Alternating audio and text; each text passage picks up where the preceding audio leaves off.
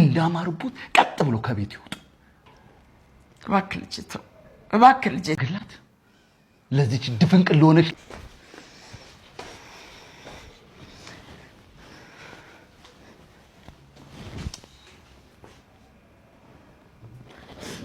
ማይ አመሰግናለሁ ስለመጣሽልኝ በጣም ነው ደስ ያለኝ።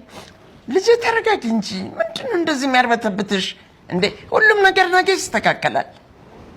አይዞሽ። ሊገለኝ ነው ወንዴ አሁን ላይ በጣም አምሮሮና በጣም እያሰቃያት ይገኛል። ዮዲትን ጉዲትን ከሰራቸው በላይ የአሁኑ ስቃዩ እጅግ በጣም በዝቶባታል ማለት ነው። እሷም እንግዲህ ይቅርታ ጠይቀው ነበረ። ሰይጣን አሳስቶኝ ነው ይቅርታ አድርግልኝ፣ ታውቃለህ እኔ አንድ ሰው ጤነኛ ሰው እንደዛ ያደርግም በማለት እንግዲህ ወንድዬ ልታሳምን ትሞክራለች ማለት ነው። ወንድዬም እንግዲህ እሺ አንቺ ምናልባት ሰይጣን አሳስቶሽ ሊሆን ይችላል እንጂ አንቺ ሆን ብለሽ እንዳላደረግሽው እኔ ልመን፣ ለዚህም ይቅርታ አላደርግልሽ። ነገር ግን ደግሞ በምላሹ እኔም አንድ ነገር እንድታደርጊልኝ እፈልጋለሁ ይላታልኝ። እሱም ምንድን ነው በማለት ትጠይቀዋለሽ ማለት ነው። አንቺን አንገትሽን ቆርጬ በእጅሽ ላስጨብጥሽና ከዛም በኋላ ሰይጣን አሳስቶኝ ነው ይቅርታ ብልሽ ታደርጊልኛለሽ ወይ ይላታል። እሷም ይህንን ነገር አምና መቀበል ስለቃታት እንደዚህ ነገር በፍጹም እንድታረግ አልፈቅድልም፣ ይቅርታ መቼም ቢሆንም አላደርግልም ትለዋለች። ከዛም አንቺን በእናቴ ስለመጣሽብኝ ይቅርታ እንደማላደርግልሽ እያወቅሽ እንዴት እንደዚህ ብለሽ ትከራከሪኛለች? ስለዚህ አንቺን አሰቃይሻለሁ፣ በዚህ ብቻ ሊያበቃ አይችልም በማለት ትልቅ ግድንግድ የሆነ እንግዲህ ቢላዋን በማምጣት ያስፈራራታለኝ። እሷም እንግዲህ ስታየው በጣም እየተብረከረከች በጣም እየፈራች ነበረ።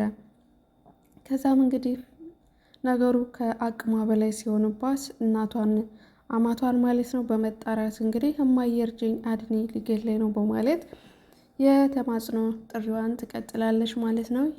እንግዲህ የወንድዬ እናትም እባክህ ልጄ ሰበብ አትሁንብህ፣ እባክህ ተዋት፣ እኔ እኮ ደህና ነኝ፣ አሁን ደህና ነኝ አለው በህይወት ትለዋለች። እናቴ ሞተሻል እኮ አፈር ለብሰሻል፣ አሁን መቆምሽን ሳይሆን አይኔ ባይገለጥ ኖሮ ሞተሻል ላይ የለሽም እኮ እኔ ልጅሽ እኮ አስበልችሻለሁ፣ ይቺውም ሚስቴ ብዬ ባመጣት በገንዘብ ቤትሽ አሰቃይችሻለሁ፣ ክብርሽን አዋርጅሻለሁ እናቴ፣ አሁንም የቁም እሳት ነው የምለቅባት በማለት እንግዲህ ወንድዬ በጣም ተበሳጭቶ ከዮዲት ጉዲት አይኑን መንቀል አልቻለም ማለት ነው። በዚህም እንግዲህ ከጭንቀቷ የተነሳ አለምና ፀሐዬ የስልክ ጥሪ ይቀያየራሉ ማለት ነው። አለም ለፀሐዬ በመደወል ወንድዬ ሊገላት ቢላዋ ይዞ እያስፈራራት ነው።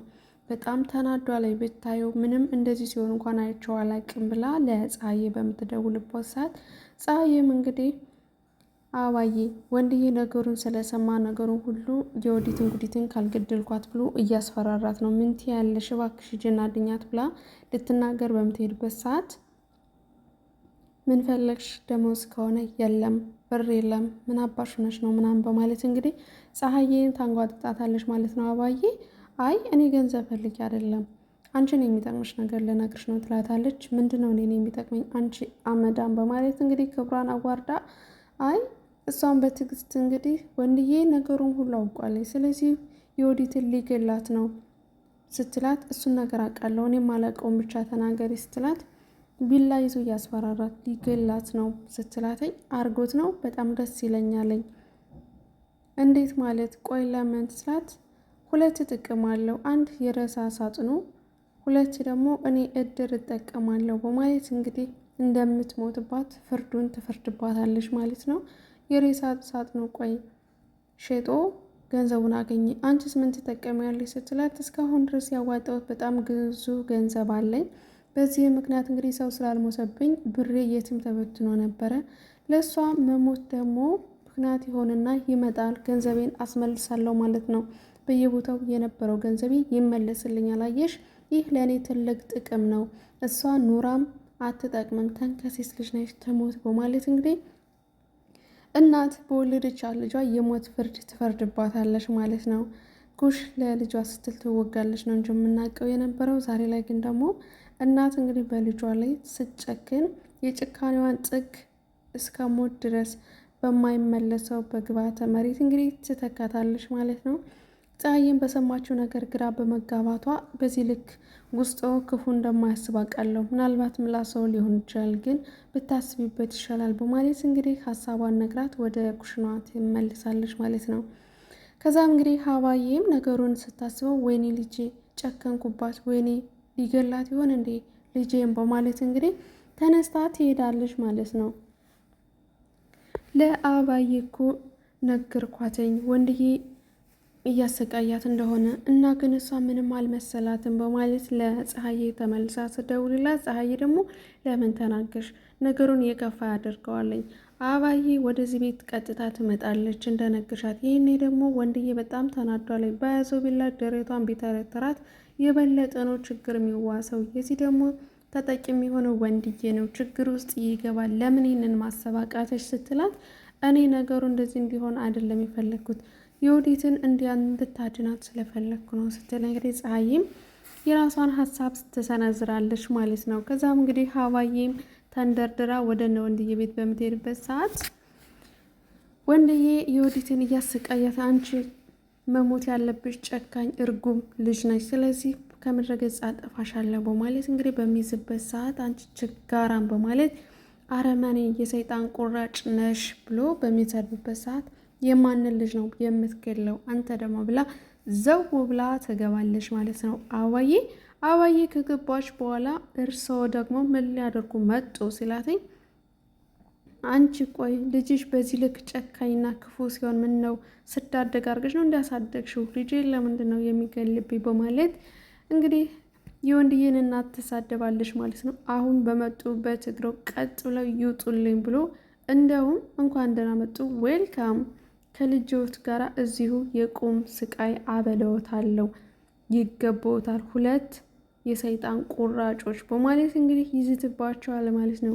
ወንድዬ ልጄ እባክህ ተው፣ ነገሩን ሁሉ ቀለል አድርገህ ተው፣ በቃ እኔ ይቅር ብያታለሁ። እኔ ይቅር ካልኳት ደግሞ አንተ ምንም ይቅር የምትልበት ምክንያት የለም። ስለዚህ ተዋቸው፣ እነዚህ ተንከሶች ናቸው፣ እንጦሮጦስ ይግቡ በማለት እንግዲህ እናቷን ወንድዬ ታጽናናዋለች ማለት ነው። ከዛም እንግዲህ አመዳም የእርስዎ ልጅ ነው እንጂ ስዳደግ የኔ ልጅማ ንጹህ ልጅ ነው እንደምታዩ ነው። ስለዚህ የአንቺ ልጅ ናት ነፍሰ ገዳይ የሆነችው። ስለዚህ ይህን የነበር ልጅሽን መቆንጠጥ የነበረብሽ፣ አሁን መተሽ የኔ ልጅ ትሳደቢያለሽ በማለት የወንድዬ እናት እንግዲህ አባዬን ስትናገር፣ አመዳም እርስዎ እኔን ሊሳደብ ነው እንዴ? አንቺ ማን አባሽ ነሽ ነው እኔን የምትናገሪ ስትላተኝ፣ ወንድዬ በሰማው ነገር እሳት ኩንታት በመሆን እንግዲህ እንዴት እስኪ የተናገርሻትን ቃላት ድገሚያት፣ ማንን ነው አሁን የተናገርሽው? ማንን ነው ብሎ ፍጥጥ ሲያደርጋት እንግዲህ አባዬ በጣም ትደነግጣለች ማለት ነው። በጣም ይቅርታ አድርግልኝ የኔ ልጅ ስለለመደብኝ ነው። አመዳም የሚለው ንግግሬ አንድ ቀን እንደሚያስገድለኝ አውቃለሁ፣ ግን ደግሞ ለምዶብኝ ነው ስትለው፣ አሁን ቀጥ ብለሽ ቤቴ ውልቅ በሉ ብሎ ሁለቱንም ወደ ቤቱ እንዲያስወጣቸው ይሞክራሉ። ከዛም በኋላ አሁኑኑ ይላቸዋል ማለት ነው።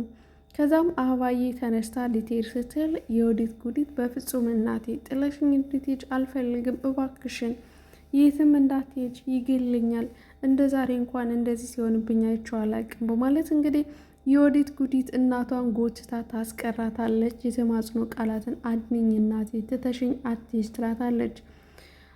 ለአንቺ የተሰየፈው ቢላ ከኔ ከአንገቴ ላይ እንዲያርፍብኝ በፍጹም አልፈለግም። እንግዲህ ባልሽ እንደምታየው ከቤቴ ውጭልኝ ብሎኛል እና እኔን እንዲገለኝ እየፈቀድሽ ነው ወይስ ትላት። እንግዲህ እንዳይገልሽ ደግሞ ለምኘው፣ መቼም ቢሆን ደግሞ አይገልሽም በማለት ተነስታ ልትሄድ ስትል እጇን ጎትታ ይዛ ታስቀራታለች ማለት ነው። ከዛም እንግዲህ ወንድዬ ሁለታችሁም ሰይጣን ናችሁ የተረገማችሁ በማለት እንግዲህ ተናዶ በሚያየው ነገር በጣም ቢላውን ከእጁ በመጣል እንግዲህ ወደ ውጭ ይወጣል ማለት ነው።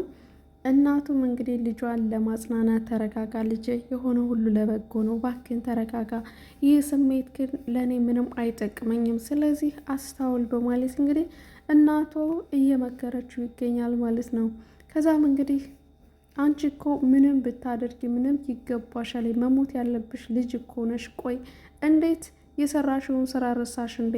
የሰው ህይወት እኮ ልትገሊ ነበረ መርዝ በመስጠት እንዴት የዋልሽን እናት እንደዚህ ታደርጊያለሽ? ብላ አበባዬ እንግዲህ የገንዛ ልጇን እንግዲህ ደግሞ ተመልሳ ያንን ያደረገችው ነገር እሷ ናት ለዚህ ነገር ያበቃቻት።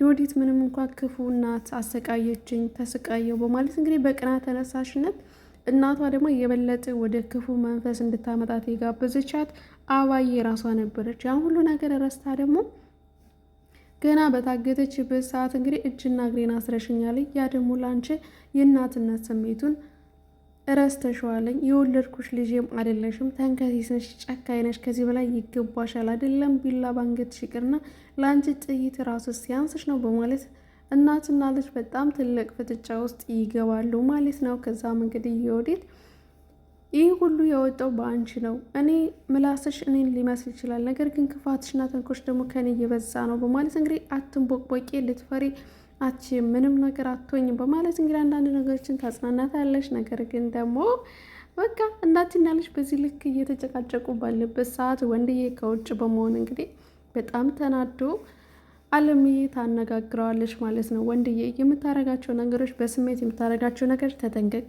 አንድ ነገር ልታስብ ስትሞክር እናትህን እማዬን ጠብቃት፣ እሷን የነፍሰ ገዳይ ልጅ በማባል እንግዲህ ስሟ ሊጠፋ አይችልም። እንግዲህ አንተን ወልዳ እዚህ ባደረሰች እንደገና ሌላ ደግሞ የሰፈሩ ሰው እንኳን ቁማ እንድትሄድ አያደርጋትም። እሷን አስብ።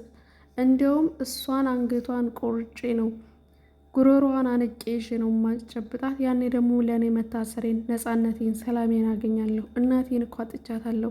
እንዳሻንጉሊት ጥባ ጥቤ ስትጫወትብኝ የኖረች ሴት ነች። ስለዚህ ምህረት የሚገባ ሴት አይደለችም። ደቂቃና ሰዓታትን ሰከንድ ነው እየጠበቁ ያለው በማለት እንግዲህ ዝቷል ማለት ነው።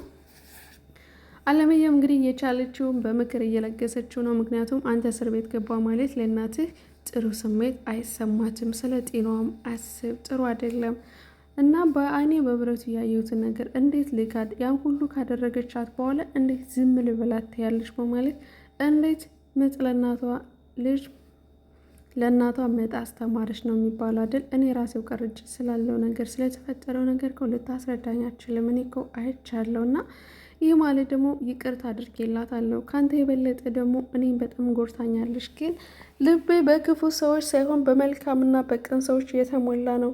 ለእሷ ክፋትን ልቤን ሰጥቼ መጨናነቅ ሆነ ማሰብ አልፈልግም። ስለዚህ አንተ እንደውም በጣም ቆንጆና ሸበላልሽ ነህ።